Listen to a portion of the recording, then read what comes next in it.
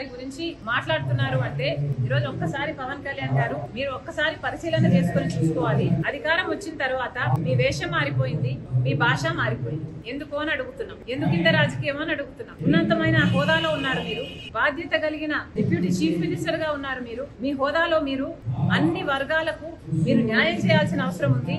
అన్ని మతాలను సమానంగా చూడాల్సిన అవసరం ఉంది. అలాంటి మీరు ఈరోజు ఒక మతమే ముఖ్యము అన్నట్టు మీరు వ్యవహరిస్తున్నారే, ఏమైనా పద్ధతిగా ఉందా? డిప్యూటీ చీఫ్ మినిస్టర్ గా ఉన్న మీరు ఈ రోజు మీరు ఒక మతానికి చెందిన ఆ బట్టలు వేసుకొని మీరు అఫీషియల్ డ్యూటీస్ చేస్తుంటే మిగతా మతాల వాళ్ళకి అభద్రతా భావం కలగదా?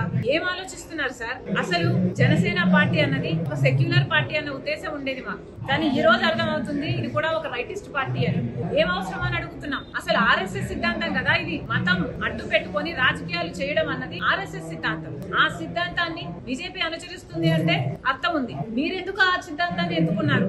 మీరు కూడా బీజేపీ లాగా ఏమైనా ఆర్ఎస్ఎస్ మీరు కూడా ఏజెంటా, డబుల్ ఏజెంటా? మోడీ డైరెక్షన్ లో కదా జరుగుతున్నది యాక్టింగ్ అంతా. మోడీ గారు డైరెక్ట్ చేస్తున్నారు, పవన్ కళ్యాణ్ గారు యాక్టర్ గా మారారు. ఎందుకని అడుగుతున్నాం. మీరా రాహుల్ గాంధీ గారి గురించి మాట్లాడేది ఏమైంది సార్? మణిపూర్ లో క్రైస్తవులు ఊచకోత చేస్తే బీజేపీ పార్టీ ఇదే మోడీ గారు ఎందుకు మాట్లాడలేదు మీరు? మరి ఇప్పుడు ఒక మతమే ముఖ్యం అన్నట్టు మీరు మాట్లాడుతున్నారే, మరి ఆ మతానికి చెందిన వాళ్ళు మనుషులు గారా? ఆ మతానికి చెందిన వాళ్ళు మీకు ఓట్లు వేయలేదా?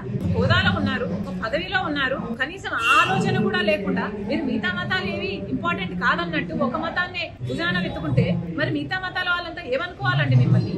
మీరా రాహుల్ గాంధీ గారి గురించి మాట్లాడేది. ఒక పక్క ఊచకోత జరుగుతుంటే ఇంకో పక్క రాహుల్ గాంధీ గారు బీజేపీ పార్టీ మణిపూర్ లో ఊచకోత చేస్తుంటే గౌతరాలైనా మణిపూర్ అయినా దీనికి అంతటికీ కారణం బీజేపీ పార్టీ కాదా?